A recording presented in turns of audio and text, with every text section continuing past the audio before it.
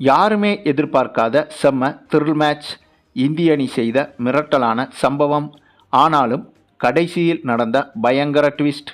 அதாவது இந்தியா மற்றும் இங்கிலாந்து அணிகளுக்கு இடையேயான முக்கியமான கிரிக்கெட் தொடர் இந்த மாதம் 22ஆம் தேதி தொடங்க இருக்கிறது.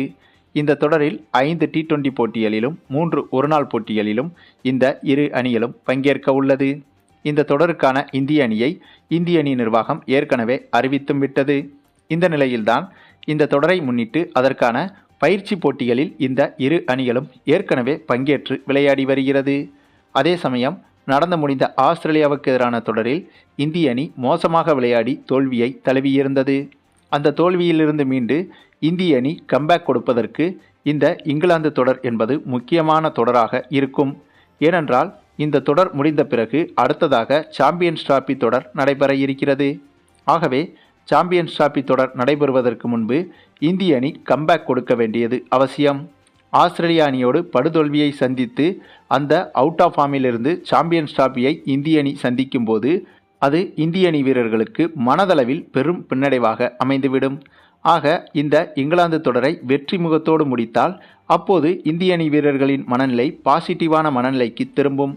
ஆக அந்த ஒரு காரணத்தால் இந்த இங்கிலாந்து தொடரில் இந்திய அணி வெற்றி பெற வேண்டியது கட்டாயமாக இருக்கிறது.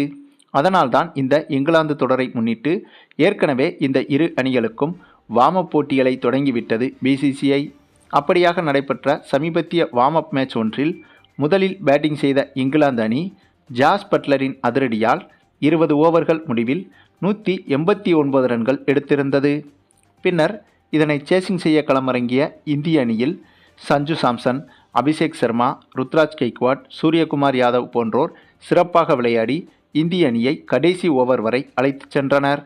ஆனால் அந்த கடைசி கட்ட ஓவர்களுக்கு முன்னால் இந்திய அணி அடுத்தடுத்து 4 விக்கெட்டுகளை திடீரென இழக்க, இதனால் அப்படியே இந்த போட்டி மாறி இங்கிலாந்து அணியின் பக்கம் வெற்றி திரும்பியது. இதன் காரணமாக ஒரு கட்டத்தில் கடைசி 2 பாலுக்கு 10 ரன்கள் எடுத்தால் வெற்றி என்ற கடினமான சூழலுக்கு இந்திய அணி தள்ளப்பட்டது. அப்போது பேட்டிங் செய்து கொண்டிருந்த நம்ம சூரியகுமார் யாதவோ கடைசியாக வீசப்பட்ட 2 பந்துகளையுமே அடுத்தடுத்து சிக்சர்களுக்கு பறக்கவிட்டு இந்திய அணிக்கு மிரட்டலான வெற்றியை பெற்றுக் கொடுத்தார். ஆக கடைசி ஓவர் வரை திரளாக சென்ற இந்த போட்டியில் இறுதியாக இந்திய அணியே வெற்றி பெற்றிருந்தது. சரி, நீங்கள் சொல்லுங்கள், இந்திய அணியின் இத்தகைய திரளான வெற்றியை பற்றி உங்களுடைய கருத்துக்களையும் கமெண்டில் தெரிவிங்க.